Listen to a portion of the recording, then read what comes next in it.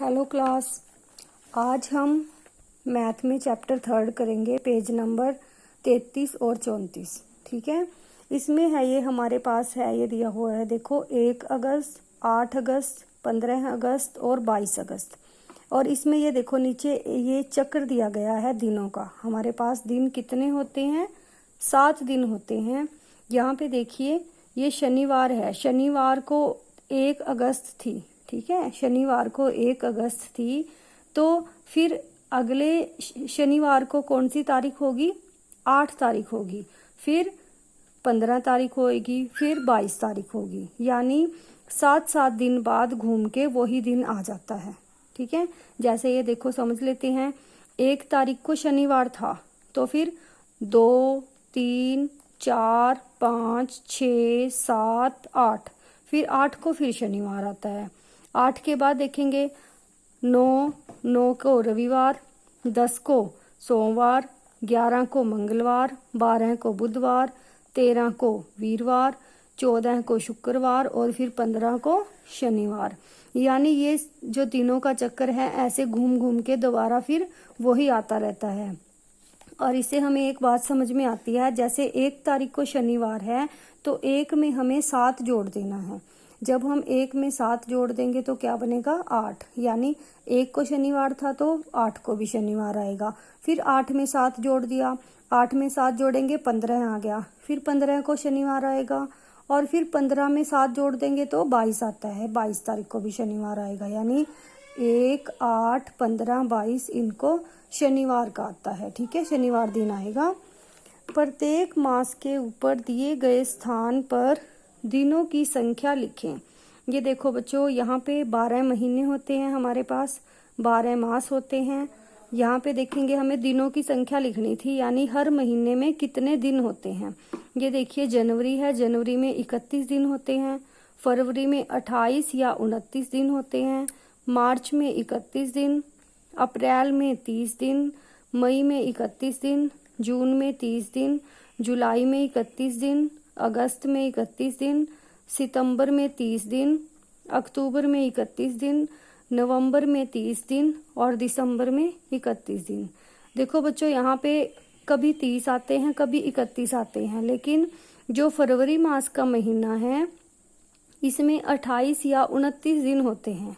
और मैंने आपको पहले भी बताया था कि जो वर्ष लीप वर्ष होता है, यानी अगर हम लीप वर्ष जैसे हमारा 2020 चला हुआ है, अगर हम इसको 4 से भाग देते हैं और वो पूरा विभाजित हो जाता है, तो उस वर्ष में फरवरी मास में 29 दिन होते हैं। नहीं तो हर साल में 28 दिन आएंगे, फरवरी में 28 दिन आएंगे।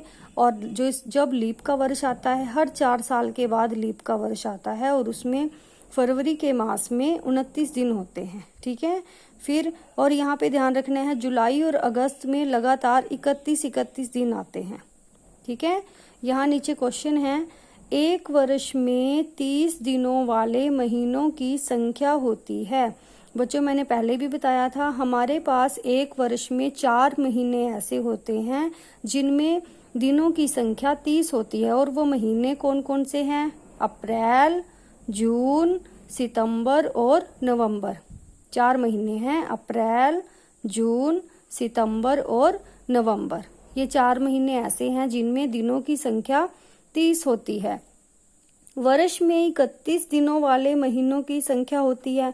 अब एक साल में वर्ष होता है, साल में 31 दिनों वाले 7 महीने होते हैं। ठीक है, हमने कर रखा है ना, 7 महीने होते हैं। और वो कौन कौन से महीने हैं ये भी पढ़ लेते हैं।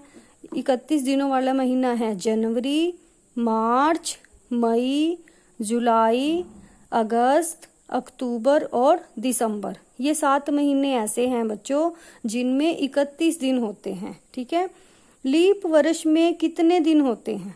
लीप वर्ष मैंने अभी बताया था, जो लीप वर्ष होता है, यानी वो जोन सा भी वर्ष होएगा, जैसे 2020 है, अगर हम उसको 4 से भाग कर देते हैं और वो पूरा विभाजित हो जाता है, तो वहां पे लीप वर्ष में 29 दिन होते हैं। और वैसे तो हमारे पास एक वर्ष में 365 दिन होते हैं, लेकिन जो लीप वर्ष होता है वहां पे फरवरी में 28 की जगह 29 दिन होते हैं, यानी एक दिन बढ़ जाता है। और इसलिए लीप वर्ष में 366 दिन होते हैं। वर्ष में कितने सप्ताह होते हैं? सप्ताह में बच्चों 7 दिन होते हैं ना, तो हमें क्या करना है, 365 को 7 से भाग कर देनी है। और जब हम 365 को 7 से भाग करेंगे तो हमारा आंसर आएगा 52, यानी वर्ष में सप्ताह होते हैं 52। ठीक है। अच्छा, एक और प्रश्न है इसमें, ये लीप वर्ष के कौन से महीने में दिनों की संख्या 29 होती है?